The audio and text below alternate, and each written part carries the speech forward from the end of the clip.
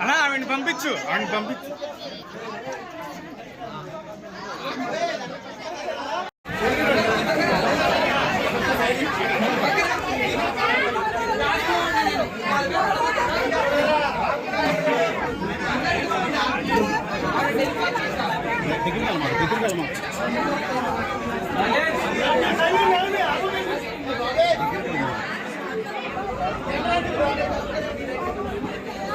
Side వచ్చి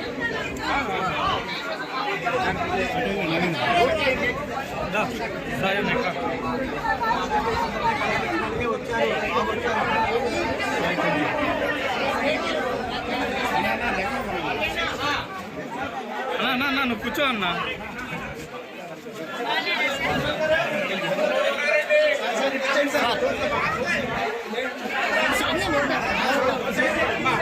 విజయవాడ వరద బాధితులు కావడం కోసం వచ్చానండి. త్వరగా న్యాయం కోలుకోవాలని చెప్పి నేను అమ్మాయిని తెచ్చుకోవడం జరిగింది. సో అందరికి బాగుండాలి, అందరికి ఏ రకంగా సహాయపడగలను అందరికి సాయం చేస్తానండి. అండ్ అలాగే 2021 లో ఈ వృద్ధాశ్రమం ఇంకా అనాథాన్ని కట్టించానండి.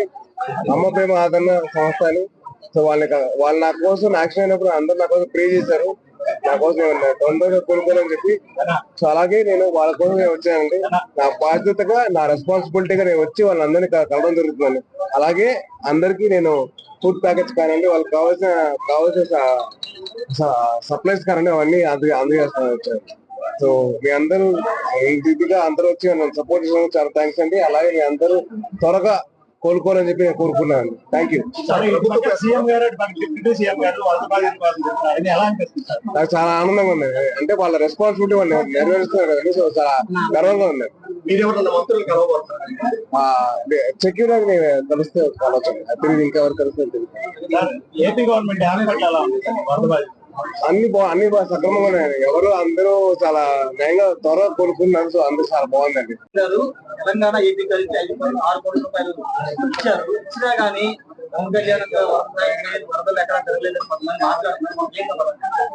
అంటే అది సమాధానం చెప్పే కంటే ఆయన తిరుగుతున్న మీరు చూపిస్తారు కదండి. మీరు దగ్గర మీరు చూస్తారు కదా, ఎంతవరకు ఆయన సహాయం చేస్తారు ఏంటని మీరు చూస్తారు కదా. సో ఆ వర్క్ షో అండి. ఆయన పని చేసే తీరు తెలుస్తుంది. అది చెప్తే అది మన పని మనం చెప్పుకోవడం ఏంటండి, అది జరగాలంటే చేసుకుని వెళ్ళిపోవాలి.